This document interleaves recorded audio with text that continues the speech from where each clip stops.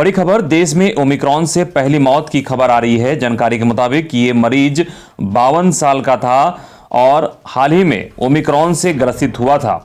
तो एक बड़ी खबर कि देश में ओमिक्रॉन से पहली मौत हुई है। ये मौत महाराष्ट्र में हुआ है। इसकी पूरी डिटेल हम आपको बताएंगे, आप हमारे साथ बने रहें। तो एक बड़ी खबर और बुरी खबर कि देश में ओमिक्रॉन जो नया वेरिएंट है उससे देश में पहली मौत की पुष्टि हुई है। जानकारी के मुताबिक कोरोना के नए वेरिएंट ओमिक्रॉन के कारण गुरुवार को देश में पहली मौत दर्ज की गई है। यह मरीज महाराष्ट्र के पिपरी चिंचवाड़ का रहने वाला था जो 52 साल का था और गुरुवार को हार्ट अटैक से मौत होना बताई जा रही है। वह म्युनिसिपल कॉर्पोरेशन के अस्पताल में 28 दिसंबर से भर्ती था।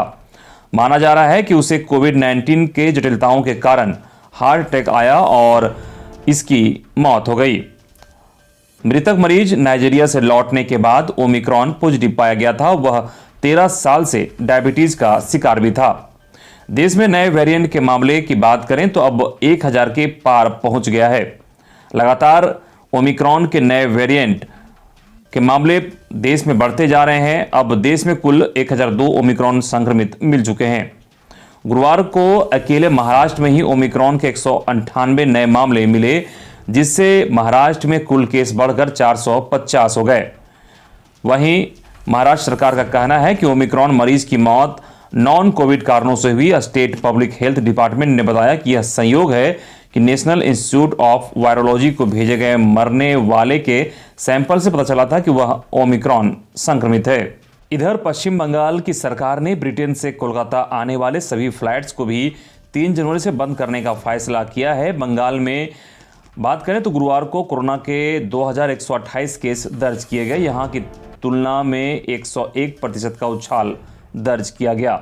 दिल्ली हाईकोर्ट और जिला अदालत 3 से 15 जनवरी तक वर्चुअल मोड में काम करेंगे। इस दौरान सभी केस की सुनवाई वीडियो कॉन्फ्रेंसिंग के जरिए होगी। वहीं केरल में गुरुवार को 2427 नए कोरोना संक्रमित मिले हैं, जिसमें 15 लोगों की जान भी गई है।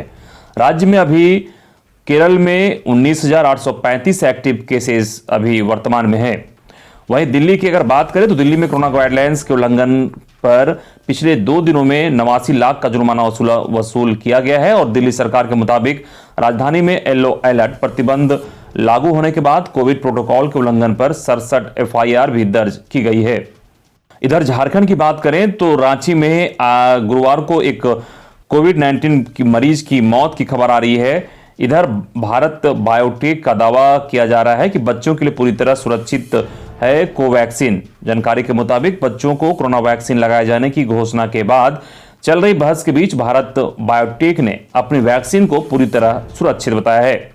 भारत बायोटेक ने कहा कि 2 से 18 साल के बच्चों पर दूसरे और तीसरे चरण के परीक्षण के दौरान उसकी कोवैक्सीन पूरी तरह सुरक्षित पाई गई है। कंपनी ने कहा कि यह वैक्सीन बच्चों के लिए बिना किसी साइड इफेक्ट के बर्दाश्त के काबिल और इम्यूनिटी बढ़ाने वाली साबित हुई है। वहीं अचानक कोरोना के केस बढ़ने से केंद्र के द्वारा कई राज्यों को अलर्ट जारी किया गया है।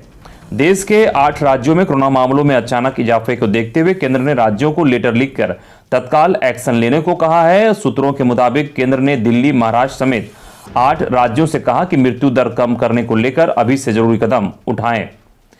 दिल्ली में लागू GRP मॉडल को पूरे देश में लाने पर भी विचार किया जा रहा है। दिल्ली और मुंबई में कोरोना संक्रमितों की संख्या बहुत तेजी से बढ़ी है। वहीं गुड़गांव, चेन्नई, कोलकाता, बेंगलुरु और अहमदाबाद सहित कई शहरों में भी संक्रमण बढ़ा है।